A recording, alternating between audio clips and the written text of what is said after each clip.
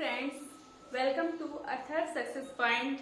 दोस्तों, आज हम इतिहास में धार्मिक सुधार आंदोलन पढ़ेंगे। धार्मिक आंदोलन, जैसा कि आप जानते हैं, इसके पहले आपने वैदिक सभ्यता का अध्ययन किया था, जिसमें आपने उनके विभिन्न पहलुओं और व्यवस्थाओं का अध्ययन क्रमशः किया था।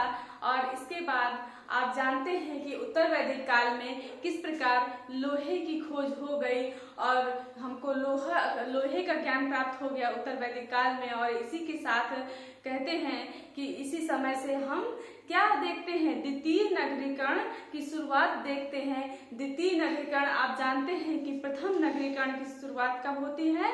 हड़प्पा या सिंधु काल में। और इसके बाद हम दूसरी नगरीय सभ्यता का विकास हम देखते हैं 6ठी शताब्दी ईसा पूर्व में। तो आप जानते हैं चूंकि कि उत्तर वैदिक काल 1000 से 600 ईसा पूर्व तक चला था और उत्तर वैदिक काल के उत्तरार्ध में या अंतिम वर्षों में ही लोहे की खोज हो जाती है। और इस प्रकार बहुत ही आमूलचूल परिवर्तन होता है। और फिर इसके बाद द्वितीय नगर की क्रांति या द्वितीय नगरीकरण की शुरुआत होती है। और इसके साथ बहुत ही बदलावों को हम देखते हैं। जैसे कि हम देखते हैं कि हमारे यहाँ भारत में क्या होता है, एक तरफ धार्मिक आंदोलन की शुरुआत होती है और दूसरी तरफ हम देखते हैं कि हमारे वैदिक काल में जन और जनपद का विकास हुआ था। तो उसके बाद लोहे का प्रयोग होने लगा, जिससे कृषि में भी आमूलचूल परिवर्तन हुआ। और क्या हुआ, कृषि में लोहे के औजारों के प्रयोग से क्या हुआ, अधिशेष का उत्पादन होने लगा। पहले क्या होता था, केवल जीवन निर्वाह के लिए ही अन्न उत्पादन होता था वैदिक काल में। और जब हम लोहे का आविष्कार कर लेते हैं, खोज कर लेते हैं, तो इसके बाद हम पाते हैं कि लोहे के उपकरणों के द्वारा सर्वप्रथम क्या होने लगा, युद्ध होने लगे। लोहे के औजारों द्वारा युद्ध के औजार मिलते हैं। इसके बाद कृषि कार्यों में भी लोहे के औजारों का प्रयोग किया जाने लगा और इस प्रकार उसमें कृषि क्रांति हो गई और बहुत सारा अन्न उत्पादन होने लगा, जो कि पहले केवल जीवन निर्वाह के लिए ही होता था। अब क्या होने लगा, अधिशेष का उत्पादन होने लगा। अधिशेष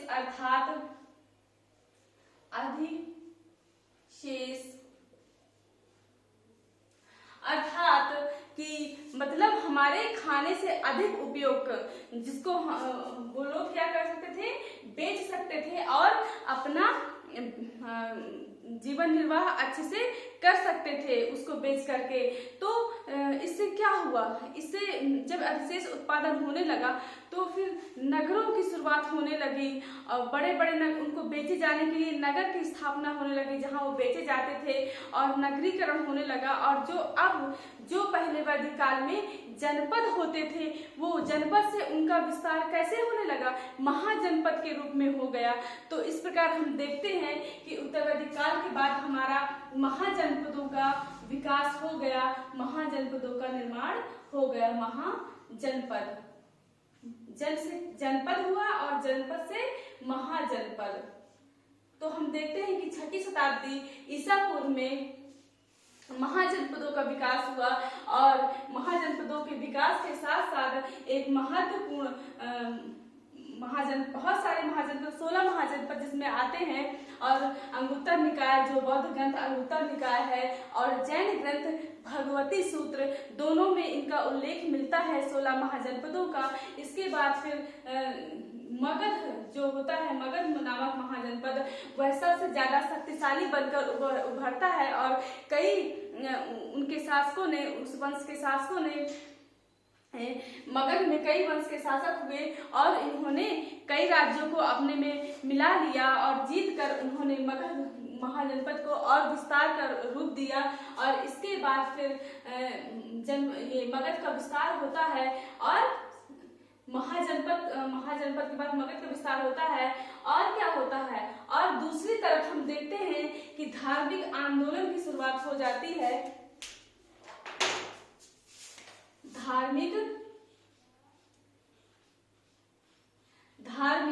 सुधार आंदोलन की शुरुआत हो जाती है। जैसा कि आप जानते हैं कि यह धार्मिक सुधार क्यों हुआ, इसका प्रमुख कारण अगर हम कहें तो पहला कारण इसका लोहे की खोज थी। लोहे की खोज, और यह लोहे की खोज कब होती है? लोहे की खोज हम 1000 ईसा पूर्व या बीसी में एटा यानी एटा जिले के अतरंजी खेड़ा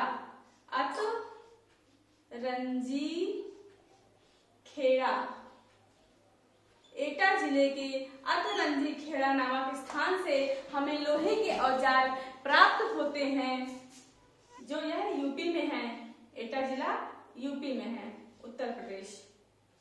लोहे के औजार प्राप्त होते हैं और इससे हमें लोहे का ज्ञान प्राप्त होता है, और यही से क्या होता है, द्वितीय नगरीकरण की शुरुआत होती है।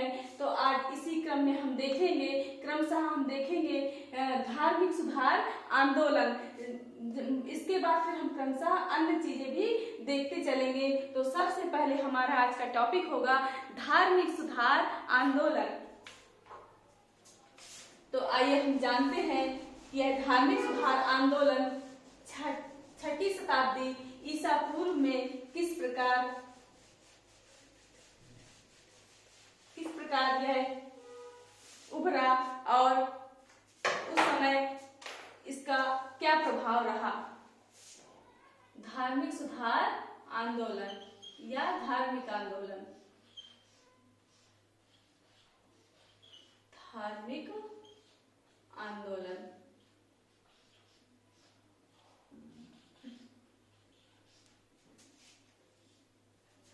धार्मिक आंदोलन 600 ईसा पूर्व या 6ठी शताब्दी ईसा पूर्व।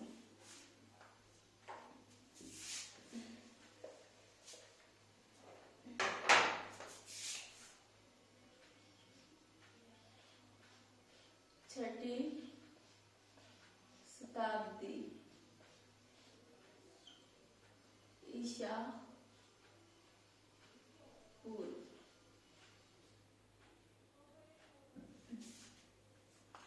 तो धार्मिक सुधार आंदोलन जब द्वितीय नगरीकरण की शुरुआत हुई, लोहे का खोज हुई, तो इसके बाद हम देखते हैं कि उस समय विभिन्न धार्मिक संप्रदायों का उदय हुआ और इन सभी ने अपने अपने मत व्यक्त किए।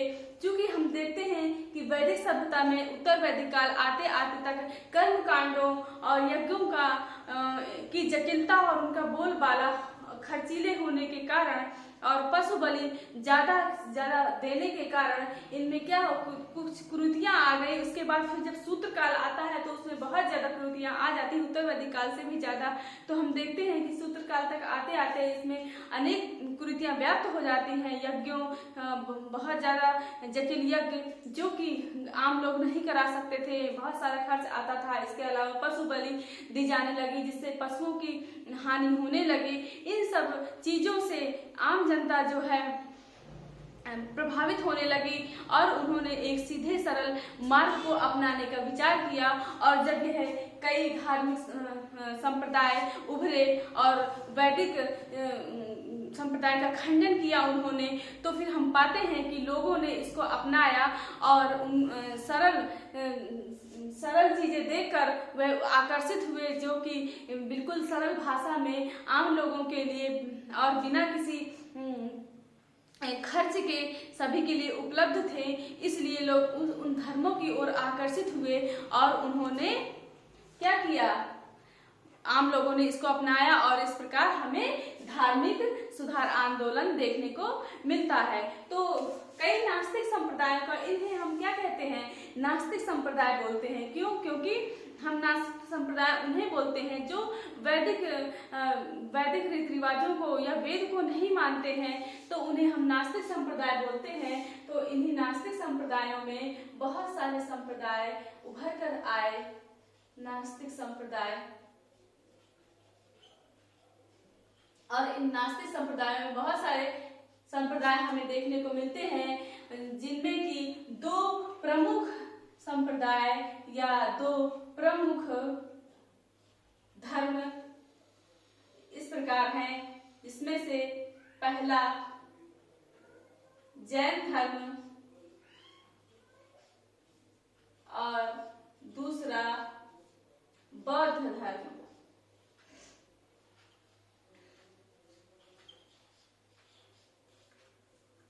तो सर्वप्रथम जैन धर्म के बारे में हम चर्चा करते हैं। जैन धर्म 6वीं शताब्दी ईसा पूर्व में सबसे पहला प्रसिद्ध संप्रदाय था, जिसमें कि 24 तीर्थंकर माने गए हैं। 24 तीर्थंकर, 24 तीर्थंकर।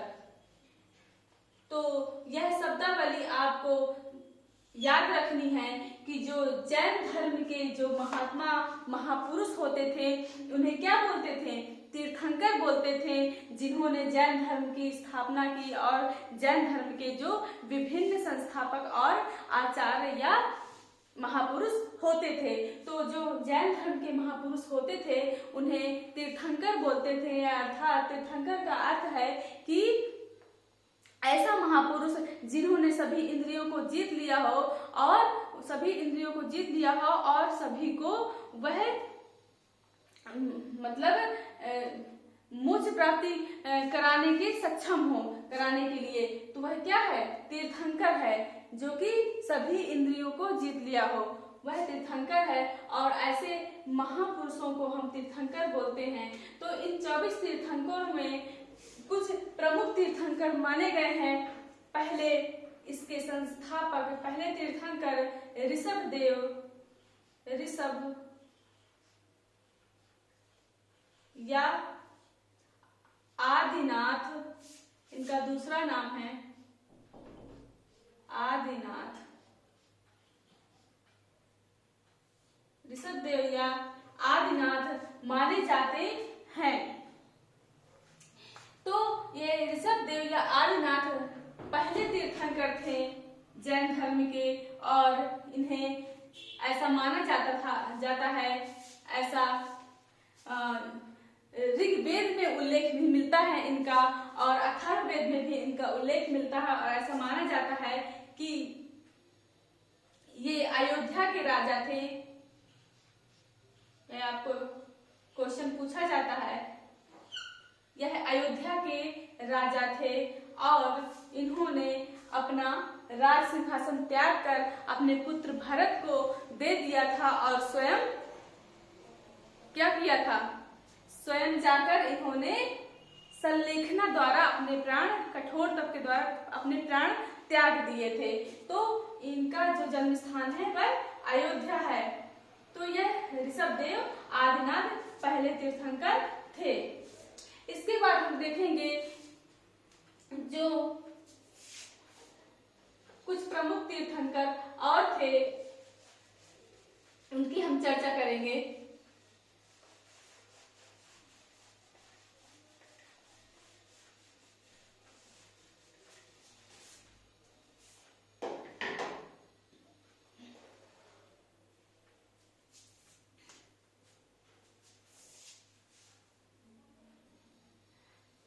इसके बाद 23वें तीर्थंकर माने जाते हैं। बाकी सभी 23वें, पहले 23वें और जो 24वें तीर्थंकर हैं, जो मुख्य हैं और जिनकी शिक्षाओं को जैन धर्म की शिक्षा माना जाता है, कौन है वो? महावीर स्वामी हैं। इनको छोड़कर, मतलब 23वें, पहले और 23वें और 24वें तीर्थंकर को छोड़कर सभी की जो ऐतिहासिकता है वह क्या मानी जाती है? संदिग्ध मानी जाती है, क्योंकि उनके बारे में ज्यादा कुछ विशेष उल्लेख, पुष्टि प्रमाणित नहीं हुई है। इसलिए 23वें और 24वें, पहले 23वें और 24वें तीर्थंकर को छोड़कर सभी की ऐतिहासिकता संदिग्ध मानी जाती है। और कुछ 1-2 तीर्थंकरों के बारे में थोड़ा बहुत यजुर्वेद और अथर्ववेद में थोड़ा थोड़ा जानकारी मिलती है, और बाकी जो है 24वें तीर्थंकर हमारे महावीर स्वामी इसके मेन संस्थापक हैं। इनके बारे में, जिनकी शिक्षा को जैन धर्म की शिक्षा माना जाता है। तो आइए हम देख चुके हैं कि पहले तीर्थंकर कौन थे? ऋषभदेव या आदिनाथ थे। ठीक है।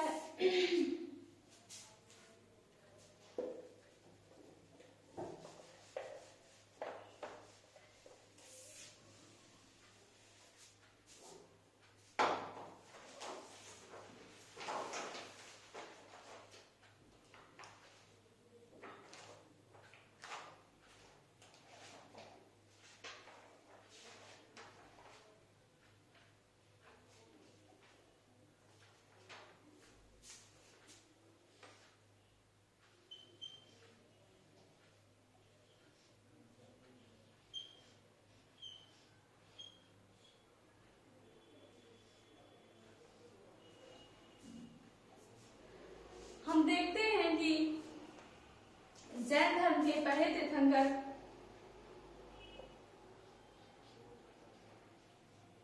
ऋषभ देव हो गए या आदिनाथ।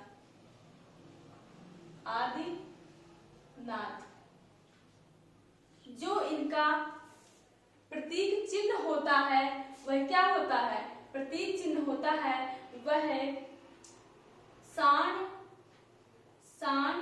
या वृषभ होता है।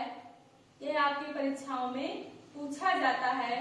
तो कुछ जो प्रमुख तीर्थंकर हैं उनके क्या प्रतीक चिन्ह पूछे जाते हैं मैच करने के लिए, हर बार आपसे देता है मैच करने के लिए। तो यह आपको याद रखना है कि ऋषभ देव के जो प्रतीक चिन्ह है या प्रथम तीर्थंकर है जो आदिनाथ है उनका प्रतीक चिन्ह सांड या वृषभ है। इसके बाद एक 19वें तीर्थंकर आते हैं मल्लिनाथ। तो मल्लिनाथ का जो प्रतीक चिन्ह है वह क्या है? कलश है। मल्लिनाथ का प्रतीक चिन्ह कलश है और इन्हें 19वां तीर्थंकर माना जाता है। और जैन धर्म के जो श्वेतांबर संप्रदाय है जिसको आगे आप अभी पढ़ेंगे, तो मल्लिनाथ 19वें तीर्थंकर हैं और इन जैन धर्म के श्वेतांबर संप्रदाय के जो लोग हैं इनको स्त्री तीर्थंकर मानते हैं, इन्हें स्त्री तीर्थंकर मानते हैं। इसके बाद हम देखेंगे कि 23वें तीर्थंकर हमारे आते हैं पार्श्वनाथ।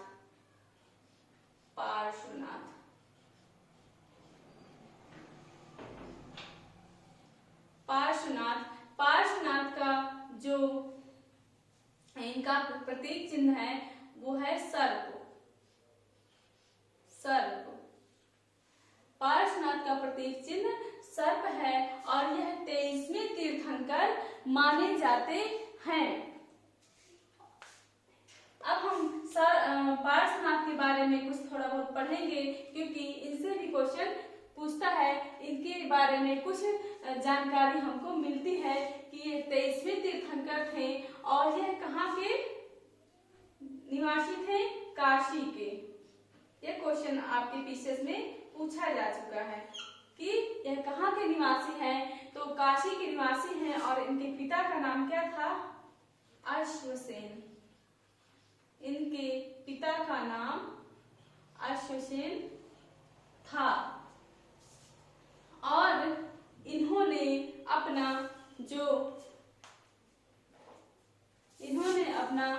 जो वो किया है, हाँ मतलब अश्वसेन है और इन्होंने भी संलेखना व्रत द्वारा क्या किया है? संलेखना व्रत द्वारा इन्होंने प्राण त्याग दिया है। और किस पर्वत में? तो सम्मेद पर्वत में। सम्मेद पर्वत में इन्होंने अपने प्राण त्याग दिए थे। ठीक है, फिर पार्श्वनाथ के बारे में और हम जानेंगे कि जो इनके दरबार में जो महिला अध्यक्षा थी वह पुष्पचूला थी। पुष्पचूला महिला अध्यक्षा कौन थी? पुष्पचूला थी। इतना आपके क्वेश्चन पूछा जाता है। इसके अलावा पार्श्वनाथ के बारे में हम देखेंगे तो इन्होंने 4 व्रत बताए थे। 4 व्रत कौन कौन से? सत्य, अहिंसा, अहिंसा, सत्य, अहिंसा, अस्तेय, अस्तेय और अपरिग्रह। इन्होंने 4 शिक्षाएं दी थी पार्श्वनाथ में। और ऐसा माना जाता है कि जो 24वें तीर्थंकर महावीर स्वामी थे, उन्होंने जो शिक्षा दी थी, सत्य, अहिंसा, अस्तेय, अपरिचय और ब्रह्मचर्य, यानी 5 पंच महाव्रत की जो शिक्षा दी थी महावीर स्वामी ने, वह 5वीं जोड़ी है। बाकी 4 जो है इन्हीं की थी और ब्रह्मचर्य जो है महावीर स्वामी ने जोड़ी है, ऐसा माना जाता है। तो हम इसके आगे ये 23वें तीर्थंकर हमारे हो गए। इसके बाद हमारे अंतिम और 24वें तीर्थंकर कौन होंगे? अंतिम और 24वें तीर्थंकर हमारे महावीर स्वामी होंगे। तो हम उनके बारे में अब विस्तार से चर्चा करेंगे, क्योंकि वह वास्तविक संस्थापक थे। जैन धर्म के वास्तविक संस्थापक महावीर स्वामी थे।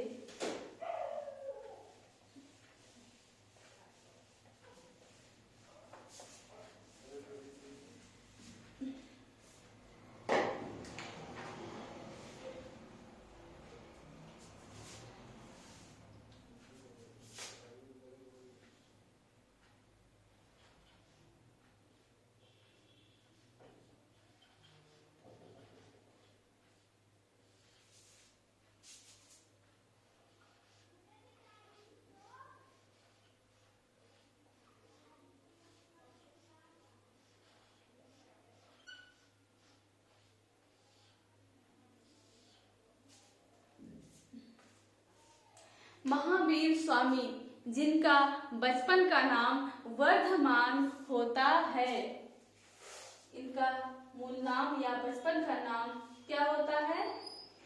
वर्धमान। और इनके जो पिता का नाम होता है वह सिद्धार्थ होता है। पिता का नाम सिद्धार्थ होता है और माता का नाम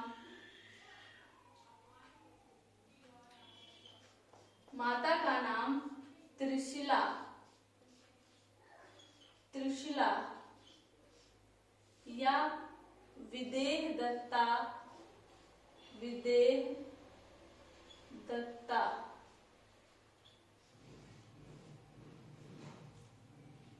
और महावीर स्वामी का जो जन्म होता है वह कहाँ होता है?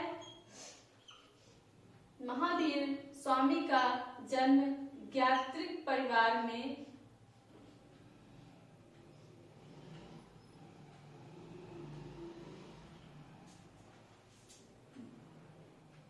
वैशाली के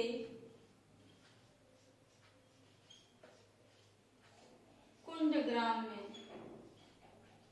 कुंड ग्राम में, वैशाली के कुंड ग्राम में इनका जन्म होता है। और यह किस वंश से संबंधित होते हैं? तो ज्ञात्रिक क्षत्रिय परिवार से।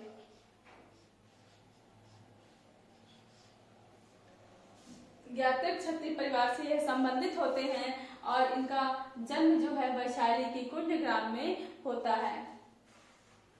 यह इनके जन्म के बारे में हो गया।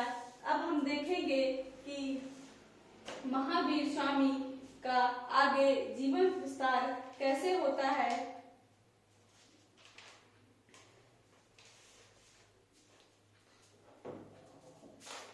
तो हम देखेंगे कि महावीर स्वामी जो होते हैं वह शुरू से ही वैरागी होते हैं और उनका मन जो है सांसारिक जीवन में नहीं लगता है। महावीर स्वामी जो बहुत ही उदार और धार्मिक आध्यात्मिक प्रवृत्ति के थे और बचपन में ही उनके जो एक महापुरुष के द्वारा उनके बारे में भविष्यवाणी कर दी जाती है कि यह या तो बहुत बड़े राजा बनेंगे या सन्यासी बनेंगे। तो हम देखते हैं कि जो महावीर स्वामी थे, इन्होंने इनके जो पत्नी का नाम था वह यशोदा था, यशोदा और की पुत्री का नाम अड़ोज्या या प्रियदर्शनी।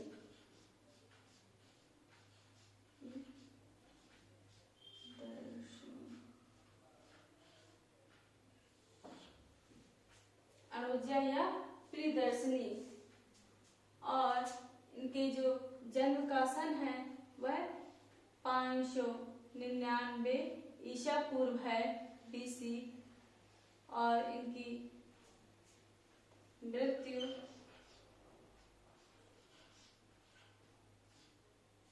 527 BC। यह इनका प्रारंभिक जीवन है। इसके बाद 30 वर्ष की आयु में इन्हें वैराग्य हो जाता है और यह अपने पिता की मृत्यु के बाद अपने बड़े भाई जो नंदीवर्धन होते हैं उनसे आज्ञा लेकर 30 वर्ष की आयु में गृह को त्याग देते हैं और एक सन्यास सब कुछ छोड़कर घर से निकल जाते हैं। और इसके बाद वह ज्ञान प्राप्ति के लिए भटकने लगते हैं। इसके बाद हम देखते हैं कि भटकते भटकते इनकी जो मुलाकात होती है एक सन्यासी जो मक्खली पुत्र गोसाल होते हैं, मक्खली पुत्र गोसाल से होती है। और यह मक्खली पुत्र गोसाल कुछ दिन उनके साथ तपस्या भी करते हैं, लेकिन बाद में वह अलग हो जाते हैं। यह मक्खली पुत्र गोसाल बाद में क्या करते हैं, एक नवीन धर्म की या संप्रदाय की स्थापना करते हैं जो कि कहलाता है आजीवक संप्रदाय। मक्खली पुत्र गोसाल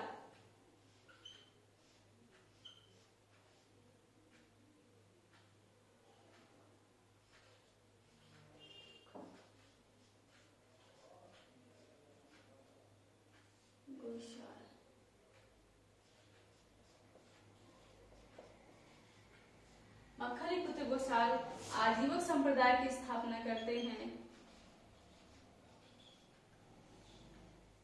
और आजीवक संप्रदाय की स्थापना करते हैं। इसके बाद ये इनसे अलग हो जाते हैं। इसके बाद महावीर स्वामी फिर तपस्या प्रारंभ करते हैं और फिर क्या होता है, वह तपस्या करते हैं और तपस्या करने के बाद वह वस्त्र भी त्याग देते हैं और बहुत ही कठोर तपस्या 12 वर्ष की कठोर तपस्या के बाद उन्हें कैवल्य की प्राप्ति होती है और उनके जो है विभिन्न नाम पड़ जाते हैं उनके कर्मों के अनुरूप, जो कि कैवल्य प्राप्ति के कारण, कैवल्य अर्थात ज्ञान की प्राप्ति, तो कैवल्य प्राप्ति के कारण उनका नाम क्या पड़ जाता है, केवलिन पड़ जाता है।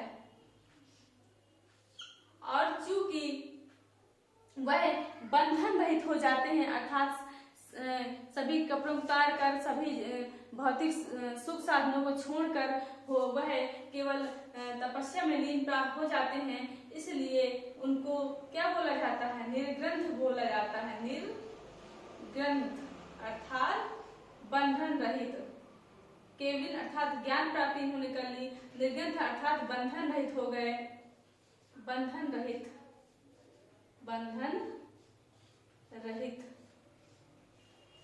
निर्ग्रंथ अर्थात ज्ञान प्राप्त, बंधन रहित हो गए। इसके अलावा इन्होंने इतनी कठोर तपस्या की और इस कठोर तपस्या को सभी यातनाओं को झेलते हुए इन्होंने बहुत ही दृढ़ पराक्रम का उन्होंने परिचय दिया। इस कारण उनका नाम महावीर भी पड़ जाता है। महावीर, कठोर पराक्रम दिखाने के कारण इनका एक नाम महावीर पड़ जाता है और वह जो उनका नाम होता है वर्धमान, उससे क्या हो जाता है, महावीर स्वामी कहलाने लगते हैं। तो केवली, निर्ग्रंथ, महावीर अनेक नाम उनके हो जाते हैं।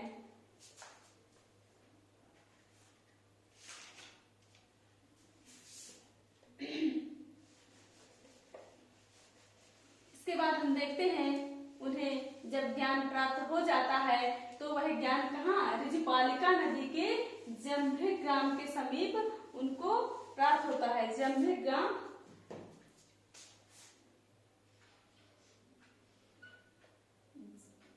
जंभिक ग्राम के निकट ऋजुपालिका नदी के समीप, ऋजुपालिका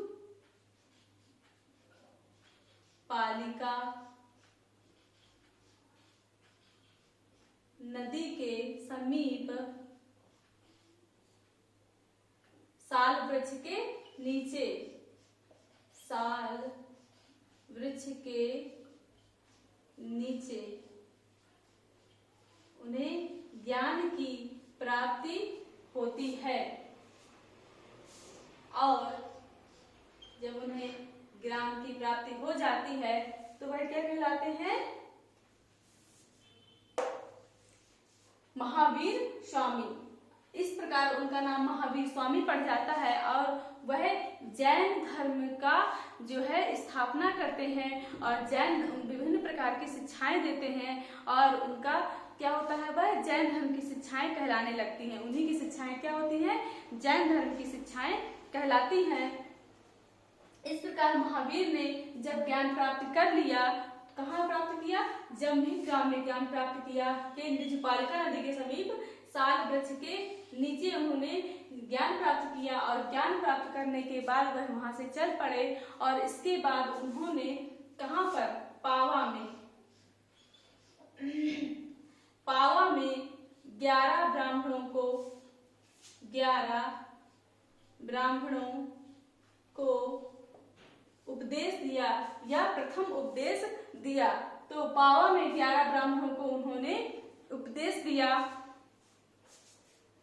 और यह उपदेश 11 ब्राह्मणों को देने के बाद यही इनके बाद में 11 गणधर कहलाए। जब इन्होंने जैन संघ की स्थापना की तो वही संघों के अध्यक्ष बने यही 11 ब्राह्मण। तो अर्थात यह पावा में इनको क्या हुआ, इन्होंने प्रथम उपदेश दिया और पावा, और इसके बाद इन्होंने आजीवन जो है लगभग 72-74 वर्षों तक इन्होंने अपने क्या किया, अपना भ्रमण करते रहे और जैन धर्म की शिक्षाओं का प्रचार प्रसार करते रहे और इन्हीं प्रचार प्रसार करते करते लगभग 72 वर्ष की उम्र में इन पावा में ही क्या हुआ, इनकी मृत्यु हो गई। पावा में ही इनकी मृत्यु हो गई मल्ल राजा के यहाँ। सस्तीपाल मल्ल राजा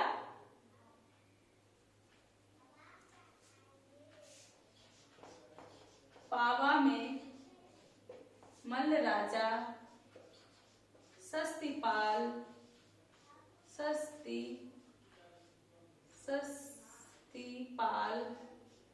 के यहाँ इन्होंने अंतिम सांस ली और लगभग 527 ईसा पूर्व में इनकी मृत्यु हो गई। कहाँ पर, पावा में।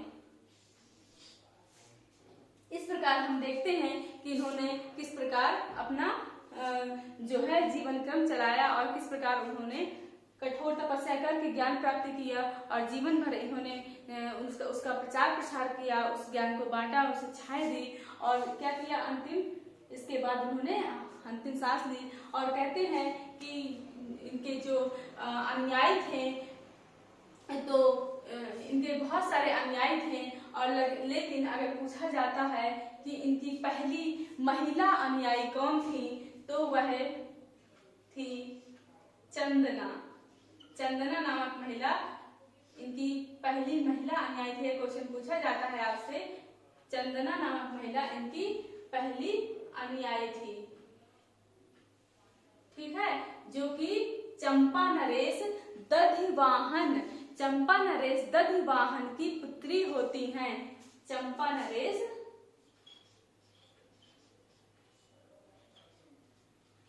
की पुत्री कौन होती है, चंदना।